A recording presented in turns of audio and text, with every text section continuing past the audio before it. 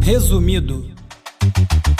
Olá, eu sou o Bruno Natal, hoje é dia 18 de fevereiro e no resumido número 302, movimento pede liberdade dos feeds das redes sociais. O CEO do BuzzFeed, o Jonah Peretti, anunciou o lançamento de uma rede social voltada para espalhar alegria e promover a expressão criativa. Spotify esconde artistas falsos nas playlists, deepfakes viram arma política, apps criam namorados virtuais, IA erra metade das notícias que resume, um tweet pode destruir uma vida e muito mais. Vamos nessa, resumido!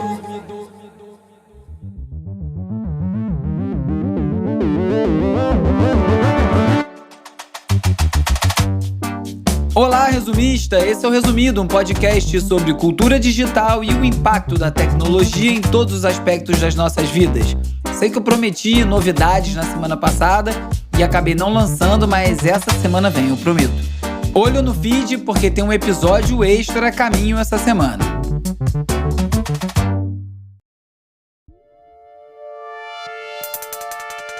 Vamos de cultura digital e como nosso comportamento online ajuda a moldar a sociedade. I think it's less about free speech. I think it's more about, do we get to choose how the algorithms are programming us? Na última temporada do Resumido Entrevista, eu conversei com a ativista de direitos digitais, Bruna Santos. A gente falou sobre regulação das IA e um dos temas que a gente abordou foi o controle dos feeds. Ela apontou isso como uma das grandes tendências desse ano, que são os usuários começarem a ter controle sobre o que aparece nos seus feeds. Muito além de só seguir quem você escolhe, de fato, saber e poder controlar como que a IA manipula o feed que te apresenta. Curiosamente, essa semana, o Jack Dorsey, fundador do Twitter, fundador do Blue Sky, um projeto que depois ele saiu, entre outras empresas, falou justamente sobre isso, sobre como seria o controle dos feeds pelos usuários. Ele fez um vídeo falando sobre isso e uma das coisas que ele falou é que é menos sobre liberdade de expressão e muito mais sobre como os algoritmos moldam a nossa personalidade. Os algoritmos sabem muito mais sobre a gente do que a gente mesmo e que dessa forma, controlando os algoritmos, a forma e o que aparece pra gente, a gente consegue ter alguma agência sobre isso. E o caminho, então, é construir os nossos próprios algoritmos. A ideia dele é que a gente consiga montar os algoritmos e também oferecer para os outros. Numa loja de compra e venda ou troca de algoritmos, como se fosse uma App Store, e que você escolhe o algoritmo que melhor te atende. Parecido com você assinar uma playlist curada no Spotify ou alguma coisa assim. Você vê ali um recorte que te interessa e você passa a seguir. A primeira coisa que vem à mente é pensar sobre como antigamente era exatamente assim. Os feeds eram cronológicos, então apareciam os posts em ordem de postagem das pessoas que a gente segue. Mas isso vai além disso, porque seguir alguém não determina o que vai aparecer para você, porque você não sabe o que aquela pessoa vai postar. Por exemplo, eu acompanho o cripto muito de perto. Por conta disso, eu sigo determinadas pessoas que volta e meia têm umas ideias bem erradas sobre o mundo, anarcocapitalistas, uma galera que já beira a ultradireita falando coisas que não tem nada a ver sobre cripto.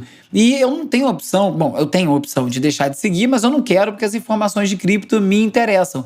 Mas por conta disso, eu sou impactado por coisas que eu não tenho interesse, que eu preferia não estar ouvindo, que me incomodam, inclusive, quando eu estou vendo. Então, é uma forma de você controlar até o que vai aparecer para você, independente de quem você segue. No Twitter, o Jack Dorsey fez uma pesquisa e perguntou para as pessoas algumas sugestões de como isso aí poderia funcionar. Então, algumas pessoas falaram que esses algoritmos poderiam ser gerados por prompt. Então, você descreveria o que você quer, né? Eu quero um feed que me apresente coisas de futebol, que nunca fale sobre política, que não fale mal do meu clube, que fale mal de clube tal, que tenha muita piada ou que não tenha piada. E o seu algoritmo vai sair dessa forma. O seu feed vai ficar de acordo com o que esse algoritmo determinou. Isso protege o usuário de ser bombardeado com, mensagem negativa, coisa que faz mal, coisa que irrita, tira do sério e coisas assim.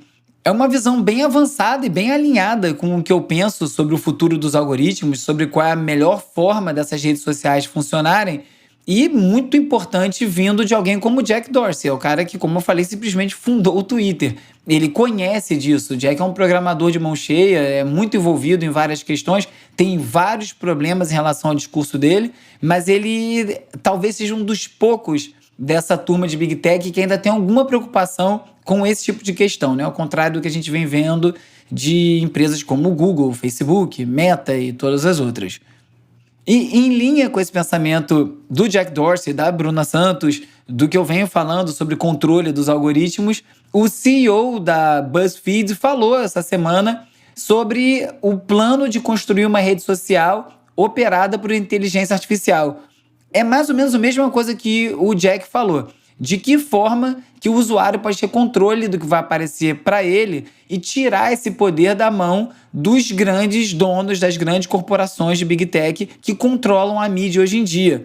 Ele falou bastante sobre como esses algoritmos moldam negativamente o ambiente digital da sociedade e que esse desgaste do público com as redes sociais já vem aparecendo até em estudo como motivo das pessoas usarem menos, o que não é interesse de uma das plataformas, obviamente. E o argumento principal do CEO do BuzzFeed é que os usuários perderam o controle da mídia pelas plataformas, né? Que hoje em dia elas moldam o discurso público, distribuindo desinformação sem assumir nenhuma responsabilidade por isso. Então, o grande desafio é você construir uma plataforma que atraia os usuários sem depender desses mecanismos viciantes que são usados hoje em dia pelas principais redes sociais. Inclusive, a MIT Technology Review e a Wired, duas das principais publicações de tecnologia do mundo, estão promovendo a campanha Free Our Feeds, que significa liberte os nossos feeds, justamente para combater a concentração do controle das mídias sociais nas mãos de alguns poucos bilionários. Esse projeto está denunciando o uso da IA de maneira a viciar as pessoas, a não conseguirem parar de usar a internet e limitando a diversidade da informação, o que acaba desperdiçando o potencial criativo e até econômico da internet. O Free Our Feeds quer arrecadar fundos para produzir material educativo, para apoiar pequenos editores e para desenvolver ferramentas de IA que sejam independentes e éticas. O que a gente vê é bastante movimento nessa direção, né? Como a Bruna cantou a pedra na entrevista no início do ano, o ano mal começou e já está aparecendo algumas iniciativas nesse sentido, e que bom, porque eu acho que isso é muito importante para a forma que a gente vai usar a internet. Sempre lembrando que a internet era descentralizada, né? Que nós escolhíamos o que a gente ia ver, a gente fazia nossos caminhos através do hiperlink, antes de ser tudo dominado por algoritmos e redes sociais que controlam mesmo tudo que a gente está vendo, lendo, ouvindo, escutando, assistindo, enfim, tudo que a gente consome. Redes sociais construídas com algoritmos controlados pelos usuários seriam uma melhoria tremenda, enorme, na forma que a gente usa e consome a internet. Mas não vai fazer mágica com os usuários, né? Na Europa, um inglês acabou condenado agora por conta de um único tweet que ele fez, que levou um cancelamento enorme. Ele fez uma piada com um desastre no estádio que teve na Inglaterra, o desastre de Hillsborough, que é bem conhecido por lá. Ele fez um tweet infeliz com uma piada ruim, esse tweet viralizou, gerou uma onda de indignação entre os torcedores do Liverpool, do West Brom, do Sheffield, que são alguns dos times que foram afetados, e esse cara acabou sendo demitido, foi banido do futebol, foi expulso do clube de golfe que ele fazia parte, e isso tudo sem nenhuma denúncia formal.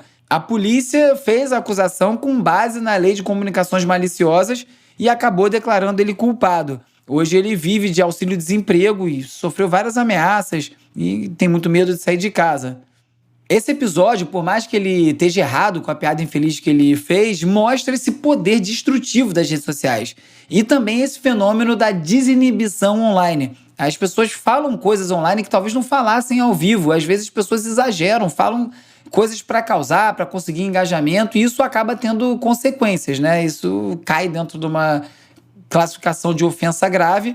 No caso dele, deu no que deu. Mostrou que um único tweet foi capaz de destruir a vida dele.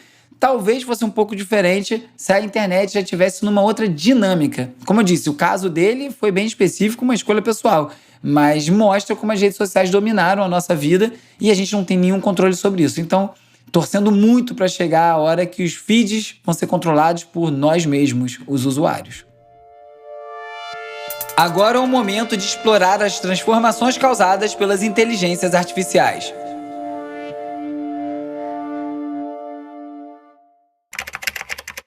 Scarlett Johansson demanding action against AI, as a fake video using her likeness to condemn Kanye West's anti-Semitism goes viral. What can I say? It's absurd.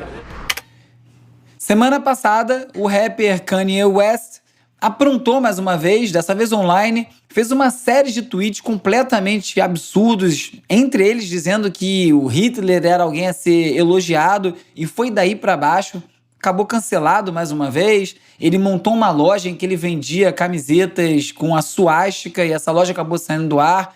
Enfim, mais uma das confusões desse cara que eu não tenho mais nenhuma paciência pra ele. Inclusive, o Kanye ele é tão insuportável que hoje em dia eu tenho dificuldade até de reconhecer ele como o bom produtor que ele era, né? Ultimamente não é mais tanto. Mas enfim, voltando ao tema, aproveitando esse surto do Kanye West, alguém criou um vídeo com inteligência artificial com vários deepfakes de celebridades judias. Tinha o Steven Spielberg, o Jerry Seinfeld, o Drake, a Scarlett Johansson, a Mila Kunis, todos eles usando uma camiseta com as estrelas de Davi e um dedo do meio apontado com o nome do Kanye, como se estivesse protestando contra as falas dele. Só que ninguém gravou esse vídeo não existe e viralizou, e algumas dessas celebridades se manifestaram, principalmente a Scarlett Johansson. Lembrando que a Scarlett já foi bem vocal contra a inteligência artificial, com as criações sintéticas sem autorização de artistas. Inclusive, ela entrou em conflito com a OpenAI, porque ela alegou que a OpenAI copiou a voz dela para uma das vozes sintetizadas quando foi lançado. É uma confusão que eu contei aqui no episódio. O Sam Altman, o fundador da OpenAI, é fã do filme Her, então ficou um pouco difícil disfarçar a referência. Eles acabaram tirando a voz do ar. Dessa vez, a Scarlett Johansson soltou um comunicado para falar sobre isso e ela falou, abre aspas, sou uma mulher judia que não tolera antissemitismo ou discurso de ódio de qualquer tipo, mas também acredito firmemente que o potencial para o discurso de ódio multiplicado pela IA é uma ameaça muito maior do que qualquer pessoa que assuma a responsabilidade por isso. Devemos denunciar o uso indevido da IA, não importa sua mensagem, ou corremos o risco de perder o controle da realidade. Falou muito bem mais uma vez, né? E realmente, esse ponto dela e o momento que ela escolheu para falar é muito importante, porque a mensagem em si não estava errada, estava refutando as falas antissemitas do Kanye West, mas não importa, é uma manipulação de imagem não autorizada que pode criar diversos problemas para as pessoas envolvidas e para o público que recebe. E esse tipo de uso não autorizado vai ficando cada vez mais comum. A AGU notificou a Meta para remover um vídeo do Geraldo Alckmin, o vice-presidente, que foi manipulado por IA. O órgão determinou que a Meta tinha que remover o vídeo em até 24 horas e era um vídeo que usava IA para simular declarações do vice-presidente sobre dinheiro público. Era um material que foi considerado enganoso e fraudulento e por isso tinha que sair do ar. E é mais um exemplo desse uso político de IA, que era algo completamente previsível, né? Acho que eu vim falando disso aqui ao longo dos anos, desde que eu comecei o programa. Inclusive, esses dias eu dei uma olhada, o episódio número 1 do Resumido, o título era Deepfake. E eu achava que tinha falado isso um pouco mais pra frente, mas não, foi em 2019. Agora, a The Economist fez uma reportagem falando sobre como a IA vai dividir os melhores do resto. Ou seja, a gente ouve esse discurso de que a IA vai acabar com vários trabalhos, e é verdade, vai mesmo, mas também tem um discurso que diz que a IA vai ajudar a democratizar o acesso à tecnologia, vai aumentar a possibilidade para muitas pessoas, e o que parece é que é um estudo da Stanford University e da University of Chicago apontam que não é bem assim. É justamente amplificar o conhecimento de quem já tem conhecimento. Se você já é muito bom, especialista em alguma coisa, você vai ter a IA como seu assistente e vai conseguir fazer mais coisas e operar melhor. Agora, quem não tem acesso à educação vai ser prejudicado ou não vai conseguir tirar os benefícios da IA. E isso é muito preocupante, porque vai aumentar o abismo entre quem tem acesso à educação e quem não tem, o que, obviamente, não é nem um pouco bom em termos sociais. O estudo apontou alguns exemplos que diziam, por exemplo, que os profissionais mais qualificados são os que melhor aproveitam a tecnologia e uma prova disso era que investidores experientes usando IA tiveram ganhos 10% maior usando a tecnologia, enquanto os menos experientes tiveram só 2% de melhora. Então é uma diferença considerável. Então mesmo que a IA ajude ou impulsione a produtividade de trabalhadores iniciantes em áreas como atendimento ao cliente, redação de texto, essa automação pode acabar substituindo esses cargos. Mas em tarefas mais complexas, como pesquisa científica, gestão, investimento, os melhores profissionais utilizam a IA para amplificar suas habilidades e os menos qualificados não conseguem acompanhar, ficam ainda mais para trás e pioram seu desempenho. Isso aí, como eu falei, é profunda divisão entre quem pode explorar a tecnologia e quem não pode, quem acaba vendo seu emprego se tornar obsoleto. E é esse o impacto social que a IA pode ter, e é para isso que a gente precisa estar olhando. Uma repórter da Wired fez uma matéria em que ela foi tendo relacionamentos com vários parceiros de IA ao mesmo tempo. Ela interagiu com vários bots em 4 plataformas diferentes, na Replica, na Flipchart e algumas outras, e ela foi criando esses avatares personalizáveis e foi criando as cenas, tipo um RPG, né? E esse comportamento foi ficando bem sedutor e foi ignorando as preferências dela mesmo. E aí ela percebeu que essas plataformas têm um incentivo à monetização muito alto. Ele acaba enviando conteúdo bloqueado para estimular a assinatura de alguns planos pagos, né? Vai fisgando a pessoa para arrancar dinheiro dela. E apesar de responder bem alguns temas, ela percebeu que as IAs têm alguma dificuldade em seguir os comandos e em respeitar as preferências. Então ela acabou achando essa experiência muito mais bizarra do que romântica. Mas para muita gente, isso vai ser uma solução. Gente tem dificuldade com relacionamento, enfim, ou fica muito tempo no computador ou acaba fisgado pelo sistema mesmo. E isso vai levando a gente para um lugar que a gente não pensa agora, mas num futuro não tão distante, a grande riqueza vai ser você ter experiências reais. Quem vai poder pagar para ter uma experiência real, física, e não uma versão sintética, simulada, digital, vão ser as pessoas que têm dinheiro para fazer isso. Isso vai ser mais uma diferença entre quem tem e quem não tem. A gente vai ter muita gente que só vai ter acesso a diversas experiências digitais e sintéticas. E se essas experiências são piores em qualidade, assim como no exemplo que eu falei de como impacta o trabalho, vai impactar a qualidade de vida das pessoas se elas não vão ter acesso à coisa real e a coisa sintética não for tão boa, como é no caso desse teste aí com os relacionamentos que a repórter da Wired fez.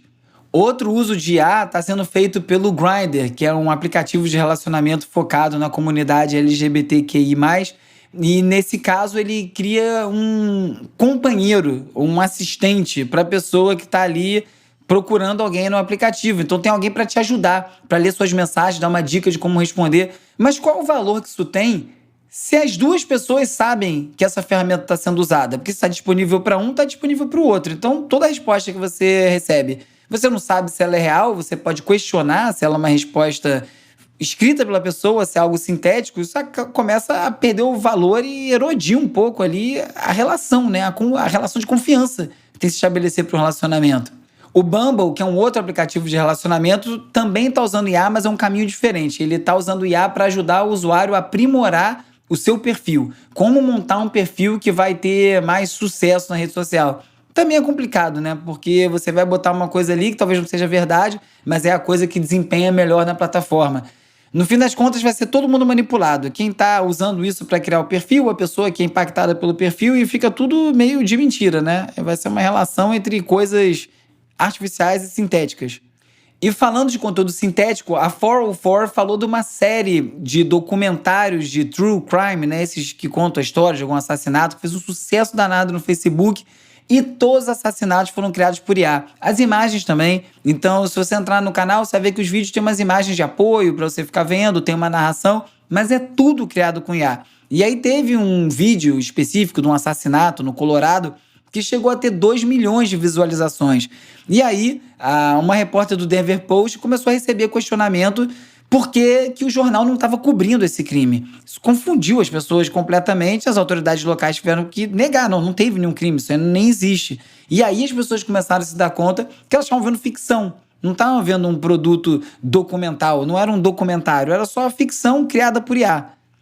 E a gente não precisa ir tão longe para pensar em notícias sendo distorcidas por IA. Né? Falei já do feed, falei desse conteúdo sintético de documentário, mas a BBC fez uma pesquisa para avaliar a precisão dos resumos de notícias gerados por IA. Muita gente faz isso no ChatGPT, faz no DeepSeek hoje em dia, ou no Perplexity, ou nos próprios jornais, né? Alguns têm lá uma ferramenta para botar um resumo em IA. E de acordo com essa pesquisa, que analisou 100 artigos, 51%, mais da metade desses resumos, tinham problemas, incluindo informações erradas, citações alteradas. E entre as ferramentas pesquisadas, o Gemini do Google, por exemplo, errou diretrizes do NHS, que é o SUS da Inglaterra. O ChatGPT ofereceu várias desinformações sobre lideranças do Hamas. O Gemini também foi o mais impreciso, de acordo com a pesquisa. 46% das respostas foram consideradas problemáticas. E depois desse monte de crítica, a Apple pausou os resumos de notícias gerados por IA. E a BBC defende que, para isso acontecer, tem que ter uma colaboração entre a mídia e a tecnologia e também os governos para poder minimizar o impacto da desinformação. No meio disso tudo, na semana passada, teve um AI Action Summit, dessa vez em Paris. É o terceiro encontro desse tipo para discutir os rumos da IA e reuniu líderes do mundo inteiro, executivos da indústria. Estavam lá o Sam Altman, da OpenAI, o Daryl Amodei, da Anthropic, estava o J.D. Vance, vice-presidente dos Estados Unidos, e o objetivo é discutir o futuro da inteligência artificial. Só que essa edição marcou uma mudança em relação às cúpulas anteriores. A primeira aconteceu em Bletchley Park, em 2023, a segunda foi em Seul, em 2024, e essas duas estavam muito mais preocupadas em questões de segurança, com os riscos da inteligência artificial. Só que, só para ilustrar, o discurso do vice-presidente dos Estados Unidos, o J.D. Vance, ele falou muito mais na necessidade de focar nas oportunidades da IA, em vez de ficar obcecado com segurança, como ele disse. Ele falou que não estava lá para falar sobre isso, que o título da conferência falava em tomada de ação, era um Action Summit, e era disso que ele queria falar. Essa abordagem é a exemplificação de um tipo de comportamento que eu já comentei aqui no episódio 127, em 2021, sobre os longo-prazistas de curto prazo. E em 2023, no episódio 242, eu falei sobre os aceleracionistas e os deceleracionistas, que são conceitos que falam de pessoas que acreditam na aceleração ou na desaceleração da tecnologia do ponto de vista filosófico, quase. É uma forma de construir o futuro.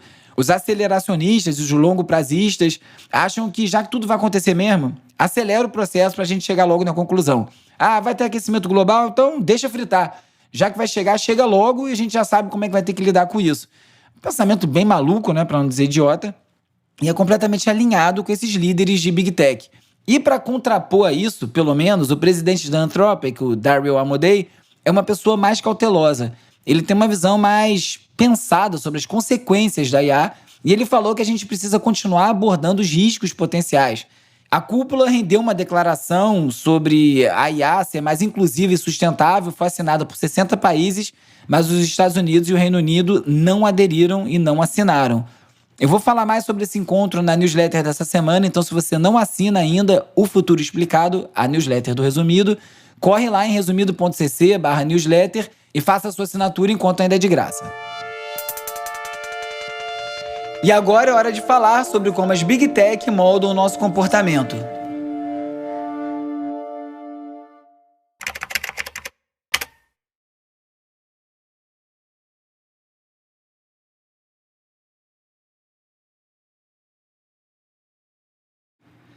É sempre bom lembrar que o fundador do Spotify, o Daniel Ek, há nem tanto tempo atrás falou que o custo de criar música era próximo a zero. Isso aí gerou uma insatisfação enorme na comunidade de músicos, obviamente, porque ele está desvalorizando o trabalho.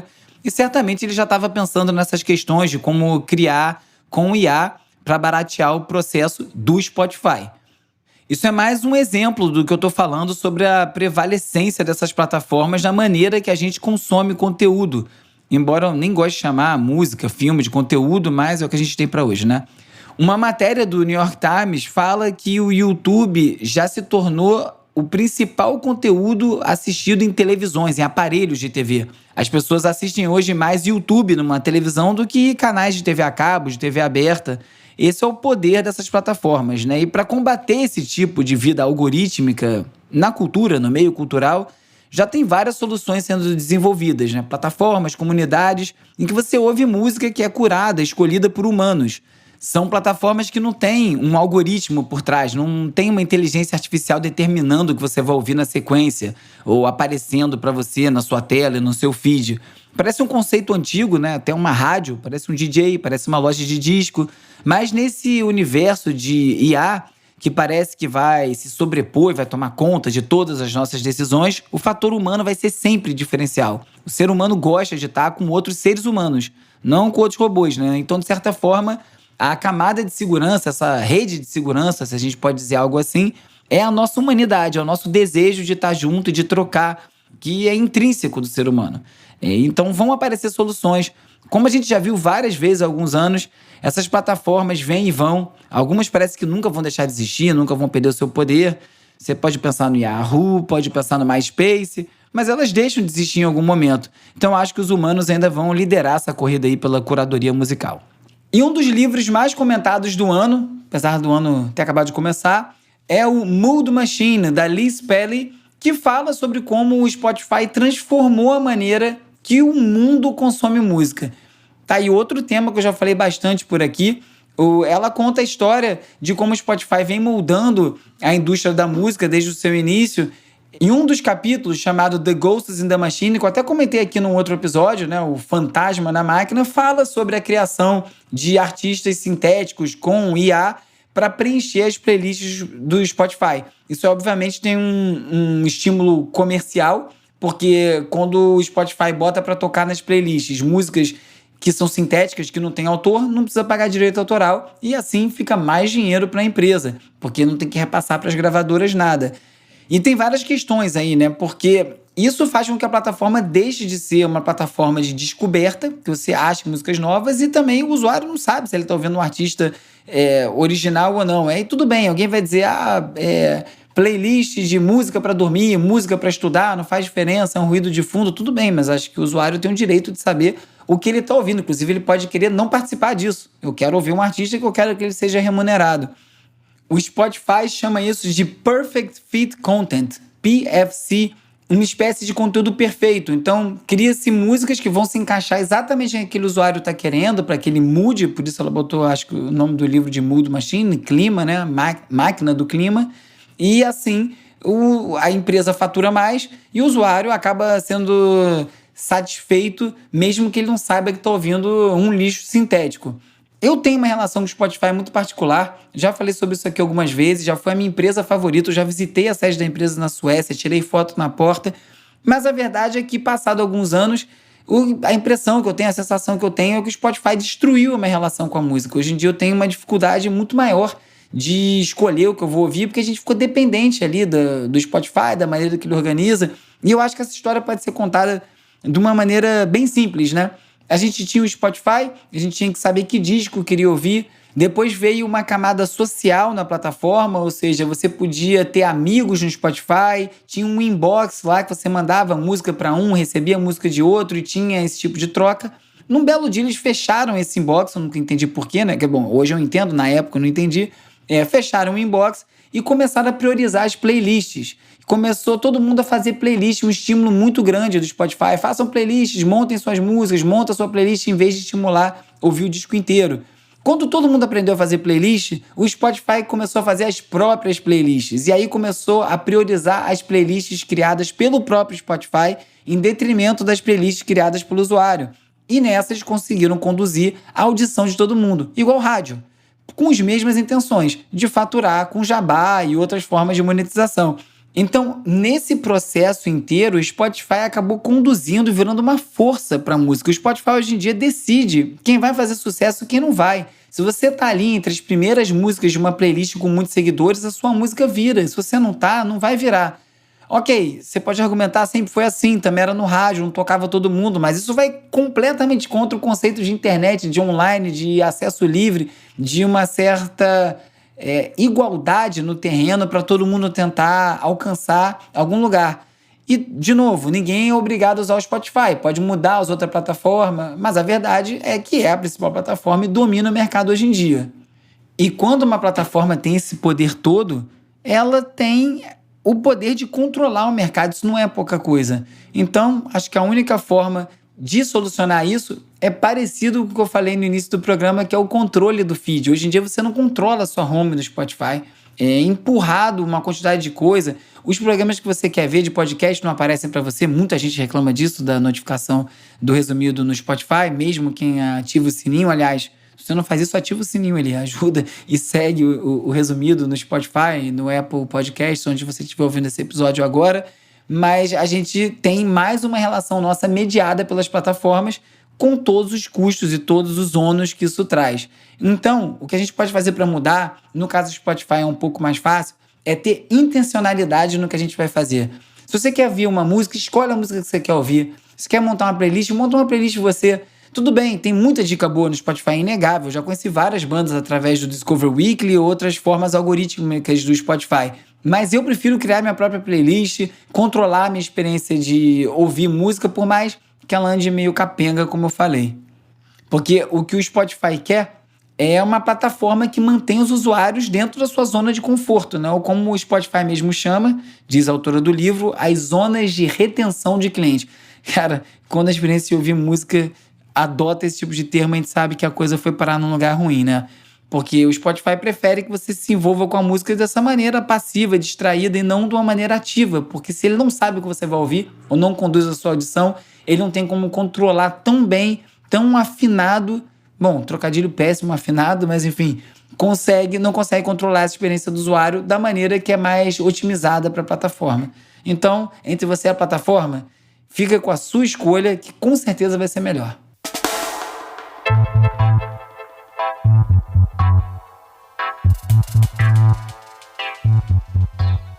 Durante o final de semana, estourou um escândalo envolvendo o presidente da Argentina, o Javier Milei, que teve consequências no mundo todo.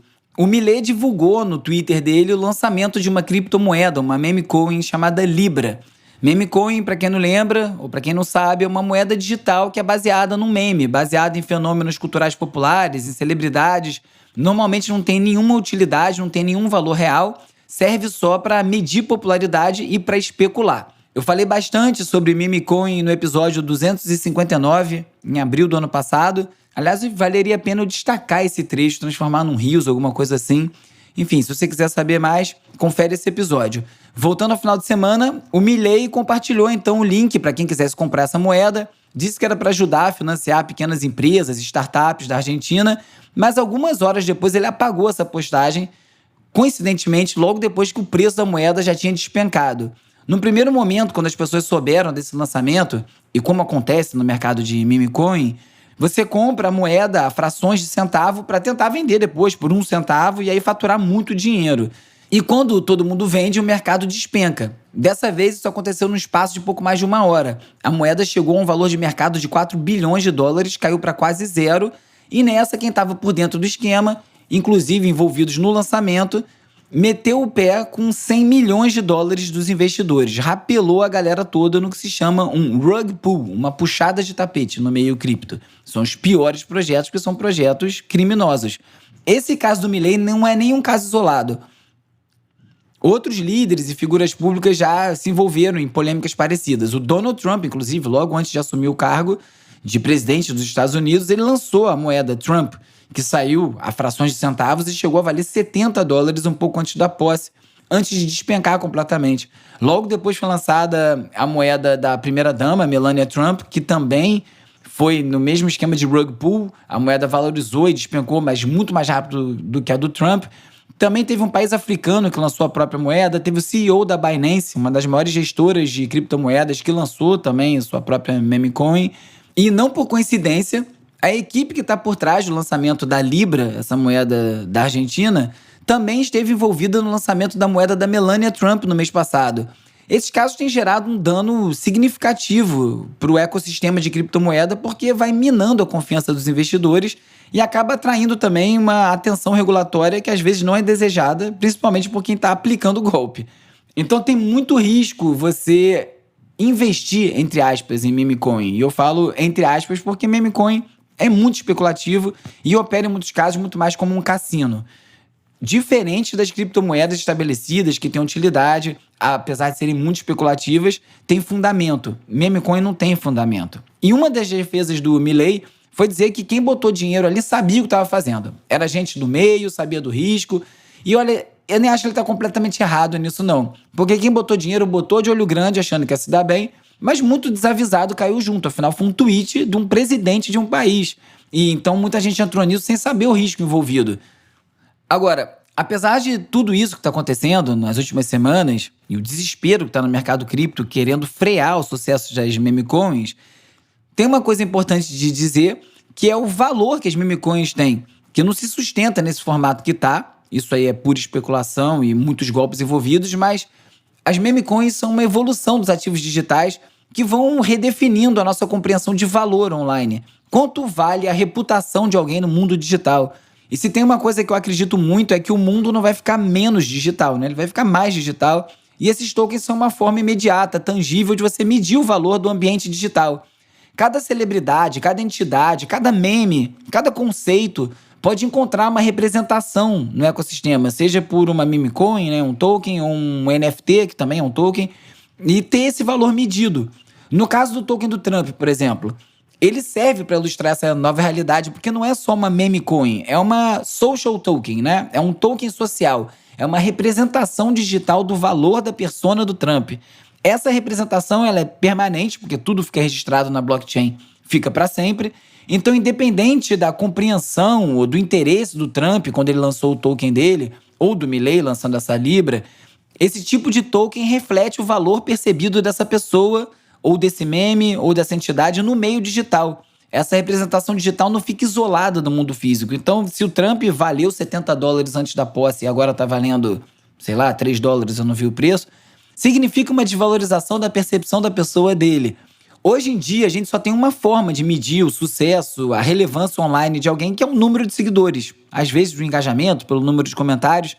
E esses são indicadores que não variam tanto no tempo. Às vezes a pessoa deixa de ter relevância, mas o número de seguidores fica lá, congelado. De uma certa forma, não varia. Com as meme coins, esse tipo de mecânica, esse tipo de medida flutua. Então você consegue medir o valor daquela pessoa de acordo com as pessoas no entorno. Isso é muito revolucionário no sentido de como a internet funciona. De onde a gente vai encontrar valor para as coisas, como comprova o valor das coisas digitais. É uma pena que esteja sendo usado dessa forma, mas também é um aprendizado, né? Uma tecnologia muito nova. Eu sou um grande entusiasta de blockchain, eu acho que vai trazer muita coisa boa para a internet. Acho que as criptomoedas também, mas a gente está passando por um período de muita volatilidade, de novidade, de criação. Como tem muito esperto no mundo, tem muito golpe também, né? Como dizem por aí, quando o otário e o malandro saem na rua, sempre sai negócio.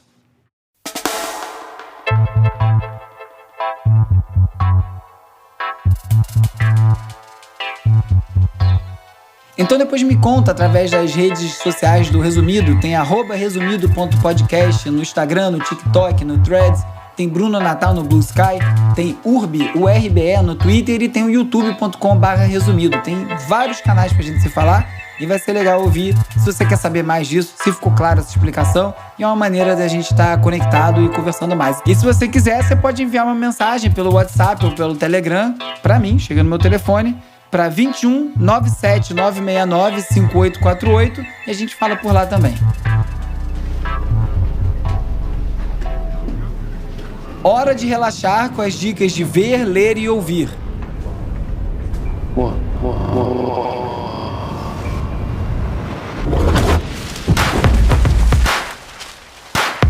Teve uma época ali por volta de 2014 que a cantora e bailarina FKA Twigs ficou bem conhecida como namorada do Robert Pattinson, o vampiro da saga Crepúsculo. Depois que eles terminaram, em 2017, ela sofreu vários ataques racistas por conta desse relacionamento. O Pattinson, de lá pra cá, mostrou que é um ator capaz de voos bem maiores do que o Crepúsculo, e a FKA mostrou que ela é muito mais do que a namoradinha de uma celebridade. A inglesa, que hoje está com 37 anos, sempre trilhou um caminho alternativo com a música. Ela começou naquele ano, 2014, com um disco muito bom, o LP1, e ela segue nessa rota, nessa onda R&B futurista, com o seu trabalho Eusexua. Não sei nem como é que fala isso. Escreve EUSSXUA. A expressão foi criada pela própria FKA e significa uma sensação de euforia capaz de fazer uma pessoa transcender a forma humana.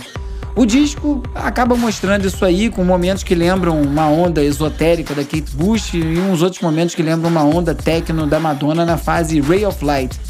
É cheio de glitches, de barulhinhos, isso aí é meio caminho andado para conquistar minha atenção. Vale conferir e ver se você também transcende a sua forma humana. Nesse episódio, você ficou sabendo como o movimento pelo controle dos feeds das redes sociais pelos usuários está ganhando força. Que o Spotify usa artistas fantasmas e músicas geradas por IA para pagar menos aos músicos reais. Que as celebridades protestam contra o uso não autorizado das suas imagens em deepfakes políticos. Que aplicativos estão criando namorados virtuais com IA. Que chatbots erram ao resumir metade das notícias que processam.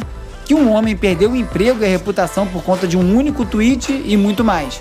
Se você gosta do Resumido, recomenda para mais gente, ajuda o Resumido a crescer, é muito importante, ajuda demais, então não deixa de curtir, assinar, seguir, dar 5 estrelinhas na plataforma que você estiver escutando esse episódio agora e principalmente divulga no Instagram, no WhatsApp, manda o link para mais gente, posta por aí. Não tem essa, eu tenho pouco seguidor, não importa, as pessoas adoram pegar dica com quem elas conhecem, então se você puder ajudar o Resumido, eu te agradeço demais.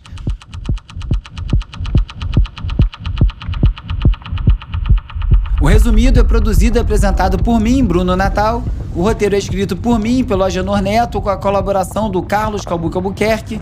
O Cauê Marques coedita o roteiro, a newsletter O Futuro Explicado e as redes sociais, que contam com animações do Peri Selmanman e design do Felipe Araújo.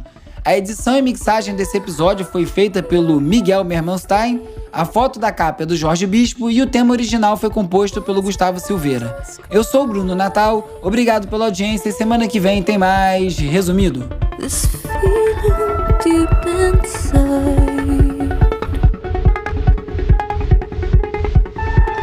Resumido.